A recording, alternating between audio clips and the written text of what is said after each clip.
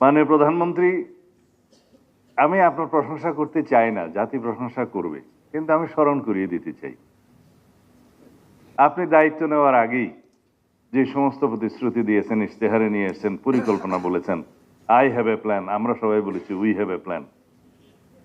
আপনি কৃষকদের কাছে কথা রেখেছেন, তাকে আপনি কৃষক কার্ড দেওয়া শুরু করেছেন, যার মাধ্যমে তার উন্নত মানের কৃষি পদ্ধতি সে অবলম্বন করতে পারবে, আবহাওয়া রিপোর্ট পাবে এবং ন্যায্য মূল্যে কৃষি উপকরণ সহ সার বীজ পাবে।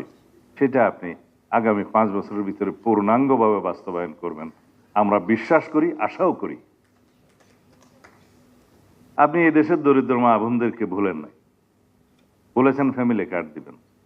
আমাদের বিরোধী পক্ষরা বলেছে রাখ তোর ফ্যামিলি কার্ড। এখন তারাই প্রতিযোগিতা করছে ফ্যামিলি কার্ড কবে দিবেন।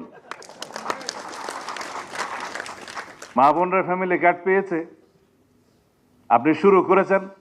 আমাদের আর্থিক সংগতির সাথে মিল রেখে ইনশাআল্লাহ আমরা পূর্ণাঙ্গভাবে আগামী 4-5 বছরের মধ্যে এদেশের সকল মা বোনদের হাতে ফ্যামিলি কার্ড পৌঁছে দেব।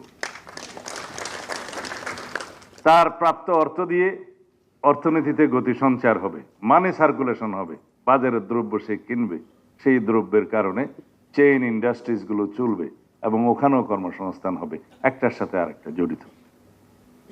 এবং বৃহৎ লোন যারা নেয় তারা হয়তো তসরুপ করে, কিন্তু এই অর্থ দরিদ্র ফ্যামিলির কাছে, মা বোনদের কাছে যখন যাবে, সে সেটা খরচ করবে ফ্যামিলির কল্যাণে এবং চেইন ইন্ডাস্ট্রিগুলো গড়ে উঠবে, তার আর্থিক সক্ষমতা হবে, ছেলেমেয়েরা শিক্ষিত হবে, দেশের সম্পদ হবে। এটার একটা চেইন ইফেক্ট আছে।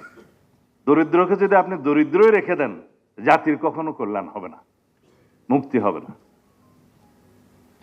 আপনি দরিদ্র ইমাম মুয়াজ্জিমদের কথা রেখেছেন এবং অন্যান্য ধর্মাবলম্বীদের উপাসনালয়ের সমস্ত কর্তাদেরকে, পুরোহিতদেরকে, ক্ষেত্রমতে সেবায়েতদেরকে সবাইকে আপনি সম্মানিত করেছেন, রাষ্ট্রীয় ভাতা দিয়েছেন। এটা শুধু ভাতা নয়, তাদেরকে একটা রাষ্ট্রীয় স্বীকৃতি প্রদান করা এবং তাদেরকে সম্মানিত করা, সেটা আপনি করেছেন, শুরু করেছেন।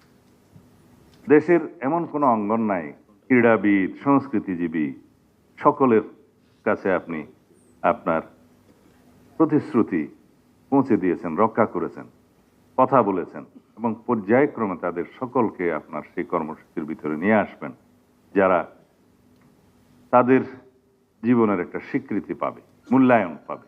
অর্থ বড় কথা নয়।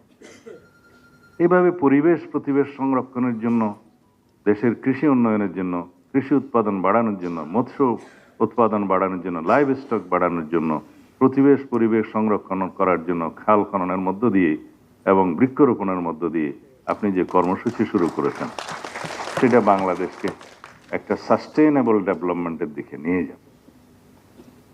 এটা শুধু আমরা বিশ্বাস করি না, এটা আমরা জানি, সেটা আপনি প্রতিপালন করবেন এবং দেশের মানুষ সেটা বিশ্বাস করে।